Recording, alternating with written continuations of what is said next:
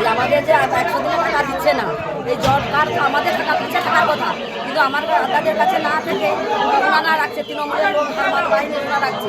আর মুখ্যমন্ত্রী আমাদের দরকার নেই। এই 500 টাকা দিয়ে সন্দেশখালির মতো রাতের অন্ধকারে মহিলাদের নিয়ে খারাপ অত্যাচার করছে, ব্যবহার করছে। তো এই মুখ্যমন্ত্রী আমাদের দরকার নেই। আজকে আপনাদের এই বিক্ষোভ কর্মসূচি কি জন্য? 100 দিনের কাজের টাকা নিয়ে এই বিক্ষোভ কর্মসূচি। কাজ করে ওরা টাকা দেয় না। এই যে নামের তালিকা করে টাকা ছাড়া হচ্ছে, আপনারা কি টাকা পাবেন না? না, টাকা পাই না আমরা। এই জন্য তো এই যে আন্দোলন করছি, এই বিক্ষোভ কর্মসূচি। কতগুলো ম্যানেজ করেছেন?